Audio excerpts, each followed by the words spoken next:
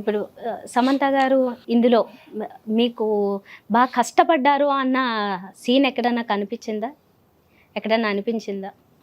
Beginning మనం main ఆ body language, ఆ పోస్టర్స్ కానీ వీటి కోసం కొద్దిగా మేము ట్రైనింగ్ చేసాం కాబట్టి దాని మీద మాకు ఎప్పుడైనా టైం పడుతుంది అనేది ఉండేది. బట్ అది కూడా ప్రాపర్ ట్రైన్ అప్ అవ్వటం మూలంగా ఈజీగానే జరిపోయింది. ఇంకెక్కడ మేము డిఫికల్ట్గా అనుకోలేదండి.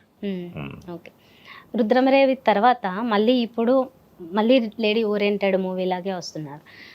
బ్యాక్ టు బ్యాక్ ఇదే రకమైన దీంతో రావడం అనేది ఎలా అనిపిస్తుంది మీకు? ఇది ప్లాన్డ్గా జరిగిందా, అన్ప్లాన్డ్గానే జరిగిందా? ఇది ప్లాన్డ్గా ఎలా జరుగుతుంది?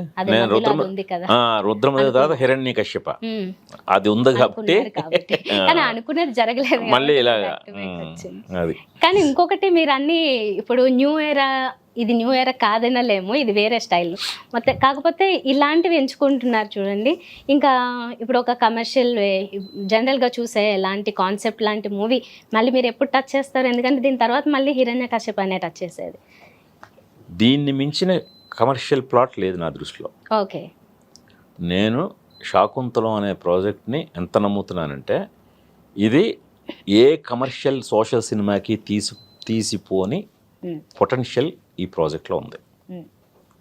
అంత నమ్మాను నేను. అంత నమ్మి నేను వెళ్తున్నాను. ఆ రకంగానే దీనికి ఇప్పుడు మేము ముందుకు వెళ్తున్న కొద్దీ ఇది మార్కెటింగ్ అయ్యే పద్ధతిలో కానీ అదే దాన్ని మేము అచీవ్ చేస్తున్నాం. ఓకే. మీరన్న యాంగిల్లో నాకు ఆ కమర్షియల్ యాంగిల్ ఓకే. మీరు ఎంతో టాప్ హీరోస్తో చేశారు. అలాగే ఎవరైనా ఒక హీరోతో ఫుల్ ఫ్లెడ్జ్డ్గా ఇప్పుడు రెగ్యులర్ చూస్తున్నా అలాంటి కమర్షియల్ చేసే ఉద్దేశం ఉందా లేదా? లేదు, ఎందుకు. ఇప్పుడు ఏదైనా కలబట్టి కదా. ఇప్పుడు నేను రుద్రమదేవి తర్వాత కూడా మీరు అడుగుతున్నారు కాబట్టి చెప్తున్నాను, ఒక నెగిటివ్ క్యారెక్టర్ మీద వెళ్దాం అనుకున్నాను. అంటే ఇప్పుడు జనాలు నెగిటివ్ క్యారెక్టర్స్ని ఎక్కువ ఇష్టపడుతున్నారు.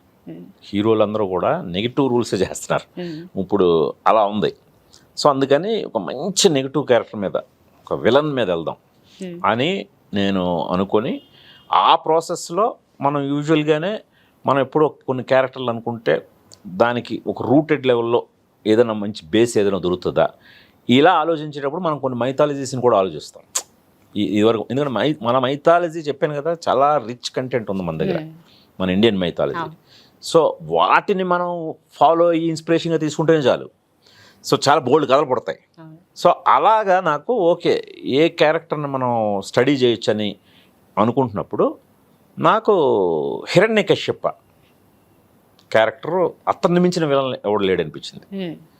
అనిపించి అరే అది దాన్ని సోషలైజ్ చేద్దామని మొదలెట్టి తర్వాత దీన్ని సోషలైజ్ చేయడం ఎందుకు, ఇది స్ట్రైట్గా తీస్తే అసలు మామూలుగా ఉండదు. ఎందుకంటే ఇప్పుడు పీరియడ్ ఫిలిమ్స్ ఇప్పుడు జనాలు, నాకు ఆల్వేస్ పీరియడ్ ఫిలిమ్స్ అంటే నాకు ఇష్టం. సో అరే ఇప్పుడు ట్రెండ్ కూడా అది నడుస్తుంది. ఎందుకంటే 25 years బ్యాకే నేను రామాయణం తీశాను. సో అంటే ఇప్పటి ట్రెండ్ అని నేను అప్పుడే ఊహించగలిగాను కదా. అప్పటి నుంచే నా 3వ సినిమా రామాయణం. సో అది ఇప్పుడు వచ్చింది, అది ట్రెండ్ అయింది ఇప్పుడు. సో అందువల్ల స్ట్రైట్గా దాన్ని మైథాలజీగానే ఎందుకు తీయకూడదు అని అప్పుడు భాగవతం స్టడీ చేయటం, ఆ రకంగా దాన్ని టేకప్ చేశాను. తప్పితే నాకు ఏమో ఎనీ టైం నేను సోషల్ మూవీ కూడా చేస్తాను. ఓకే. సో ఇప్పుడు మీరు 2 points చెప్పారు, ఒక నెగిటివ్ వేలో చూద్దాము అని. దానికి హీరో మన తెలుగు నుంచి యాక్సెప్ట్ చేయడానికి కొంచెం కష్టం కావచ్చు. ఎందుకంటే ఆ హీరో అంటే హీరో అన్ని మంచి బుద్ధులున్న వ్యక్తిగానే ఉండాలన్న ఫీలింగ్. ఎక్కడ చెప్పండి ఇప్పుడు ఒక్కటి అలాంటి పాత్ర చెప్పండి ఇప్పుడు ఈ మధ్య తెలుగులో కానీ తమిళ్లో కానీ హీరోసా ఈ మధ్య సినిమా అంటే రాముడు మంచి బాలుడు అనే టైప్ లో ఒక సినిమా చెప్పండి. అని మరీ అంత మంచి కాదులేండి, చిన్న చిన్న చెడు అలవాట్లున్నా యాక్చువల్గా అన్ని చివరికి మంచి పనే చేస్తాడు అన్నట్లు ఉంటుంది. అదే కదా, చివరికే కదా. సరే అలా చూసుకున్నా, లేకపోతే ఇప్పుడు శాకుంతలం గురించి మాట్లాడుకున్నా ఆ క్యారెక్టర్ లో కూడా కొంచెం నెగిటివిటీ ఉంది ఒకటి. ఇంకోటి సమంత గారి ఏ క్యారెక్టర్ లో నెగిటివిటీ? దుష్యంతుడి క్యారెక్టర్లో ఆ నెగిటివ్ ఫీలింగ్ కలుగుతుంది. ఇంకొకటి సమంత గారికి ఎక్కువ ఇంపార్టెన్స్ ఉంటుంది, హీరోకి తక్కువ ఉంటుంది. కాబట్టి అక్కడే మనకి హీరోకి తెలుగులో మీరు దొరకలేదంటే మీరు ప్రయత్నించలేదని చెప్పారు. అలాంటిది ఫుల్ లెంత్ నెగిటివ్ క్యారెక్టర్ దొరుకుతారా అని నా క్వశ్చన్. బ్రహ్మాండం బోల్డ్ మంది అసలు నెగిటివ్ క్యారెక్టర్ల కోసం మామూలు వెతకట్లేదు హీరోలు అందరూ, అంత క్రేజ్తో ఉన్నారు. ఓకే, అది పెద్ద సమస్య కాదండి. అయితే మీ నెక్స్ట్ మూవీకి ఫస్ట్ ప్రయారిటీలో రానా గారు ఉండేదా? అది చూద్దాం ఇప్పుడు తర్వాత, ఎప్పటికప్పుడు సమీకరణాలు మారుతూ ఉంటాయి కదా. ఓకే ఓకే, మీరు ఈ మధ్య కాలంలో అయితే ఇప్పుడు ఈ ట్రెండ్ అంతా చూస్తున్నారు, ఇప్పటికి నిజంగానే పీరియాడిక్ ఇలాంటివి చాలా మంది ఇంకా ఎక్కువ ఇష్టపడుతున్నారు, మారుతూనే వచ్చింది. మీరు రైట్ టైంలో ఎంటర్ అయ్యారు నిజానికి ఈ శాకుంతలం సినిమా అనేది. కాకపోతే శాకుంతలం స్టోరీ అనేది చాలా మందికి నిజంగా తెలీదు, నాలాగే సగం సగమే తెలుసు, అలా పైన ఎప్పుడో విన్నది. ఈ స్టోరీని ఎక్కడైనా మీరు రిఫరెన్స్గా చూసారా? ఇంకెక్కడైనా ఏ భాషలో అయినా చిన్నగా తీయడంలో అన్న, మీరంటే భారీ బడ్జెట్లో తీశారు. అంటే వన్స్ నేను చెప్పాను కదా పాండమిక్ టైంలో దీన్ని మొదలుపెట్టాను, అది హోల్డ్లో పెట్టి హిరణ్యకశిప ఇప్పుడు ఒక కాంపాక్ట్ది మొదలు పెడదామని ఇది ఎప్పుడైతే అనుకున్నానో దీని మీద అసలు ఎన్ని ఫామ్స్లో ఎలాంటి మీడియాల్లో కథలు వచ్చాయి, ఇటు ప్రింట్లో కానీ ఎక్కడైనా ఫీచర్ ఫిల్మ్స్గా కానీ అన్నీ స్టడీ చేశాను. అన్నీ స్టడీ చేసే కొద్దీ నాకు చాలా ఇంట్రెస్ట్ ఇంకా ఎక్కువైంది. సో ఇందాక నేను చెప్పినట్టు అభిజ్ఞాన శాకుంతలం మ్యూజికల్ డ్రామాగా చాలా వరల్డ్ వైడ్ ఫేమస్. సో అది మాత్రం కాకుండా ఈవెన్ ఫీచర్ ఫిల్మ్గా సరిగ్గా 80 ఏళ్ల క్రితం ఎంఎస్ సుబ్బలక్ష్మి గారు, ఐడియా ఉంది కదా, ఎంఎస్ సుబ్బలక్ష్మి గారు అనగానే మనకేం గుర్తొస్తుంది? కౌసల్య, సుప్రజారామ అవి గుర్తొస్తాయి. ఆవిడ గొప్ప సంగీత విద్వాంసురాలు, భారతరత్న ఎంఎస్ సుబ్బలక్ష్మి గారు. ఆవిడ 80 ఏళ్ల క్రితం శకుంతలై అనే ఒక సినిమాలో ఆవిడే శకుంతలుగా యాక్ట్ చేశారు. ఇది వచ్చి 80 ఇయర్స్ అయింది. 80 ఇయర్స్ టైమ్లెస్ క్లాసిక్స్ అంటే ఎగ్జాంపుల్ 80 ఏళ్ల తర్వాత మన ఇద్దరం కూర్చొని ఎంఎస్ సుబ్బలక్ష్మి గారి గురించి శకుంతలై అనే తమిళ్లో వచ్చిన సినిమా గురించి మాట్లాడుకున్నాం. అప్పుడు మొదలైంది ఈ స్టోరీ.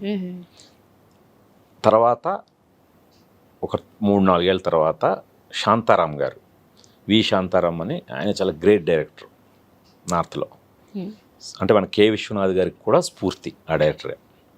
ఆయన తీశారు శకుంతల, పెద్ద హిట్. తర్వాత ఆయనే మళ్ళీ 60s మళ్ళీ రీమేక్ చేశారు స్త్రీ అనే పేరుతో, అదొక క్లాసిక్ ఇప్పటికీ అది.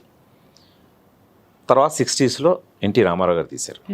సో ఇలాగా ఆ తర్వాత 60s నుంచి ఆ తర్వాత అదే 60s late 60s early 70s కన్నడలో రాజ్కుమార్ గారు మహాకవి కాళిదాస అనే పేరుతో తీశారు.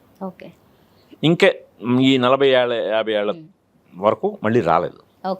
సో అవన్నీ కూడా స్టడీ చేశాను, అవన్నీ ఎలా చెప్పబడ్డాయి, అప్పటి కాలమాన పరిస్థితులకి అవి ఎందుకు క్లాసిక్స్ అయ్యాయి, ఏదైనా కొన్ని పెద్దగా ఆడనివి కూడా ఉన్నాయి అందులో 1-2, అవి ఎందుకు ఆడుండవు, అలా ఇప్పటి మనం మిలీనియల్ ఆడియన్స్కి కొత్తగా చెప్పడానికి ఏముంది, ఇది చాలా పెద్ద స్టడీ జరిగిందండి. ఓకే. ఇప్పుడు సమంత గారు ఓన్ డబ్బింగ్ చెప్పారు, మన తెలుగు చూస్తే హిట్ టీవీ యాప్, ఇందులో short news, live news, entertainment shows, movies, digital magazines తో పాటు మీ జిల్లా వార్తలను కూడా ఫ్రీగా చూడొచ్చు. ఇంకెందుకు ఆలస్యం, వెంటనే హిట్ టీవీ యాప్ ని డౌన్లోడ్ చేసుకుని ఫ్రీగా ఎంటర్టైన్మెంట్ పొందండి. Hit TV app, hit TV app, please download hit TV app. Hit TV app ని ఫ్రీగా డౌన్లోడ్ చేసుకుని ఎంజాయ్ చేయండి. మీకు నచ్చిన ఎంటర్టైన్మెంట్ కోసం హిట్ టీవీ యాప్ ని ఫ్రీగా డౌన్లోడ్ చేసుకుని ఎంజాయ్ చేయండి. హిట్ టీవీ యాప్ ని డౌన్లోడ్ చేసుకుని ఆస్వాదించండి, ఆశీర్వదించండి. ఇంతమంది సెలబ్రిటీలు హిట్ టీవీ యాప్ ని డౌన్లోడ్ చేసుకోండి అని చెప్తున్నారంటే ఎంత మంచి యాప్ ఆలోచించండి. అమెరికా అమెరికా అమెరికా అమెరికాలో చదవాలనుకునే వాళ్ళకి విశ్వసనీయమైన పేరు మన శౌర్య కన్సల్టెన్సీ. UK లో 1 year masters, UK లో 1 year masters, 2 years work permit up to 5 years visa. Contact Saurya Consultancy. Contact 89851 89851.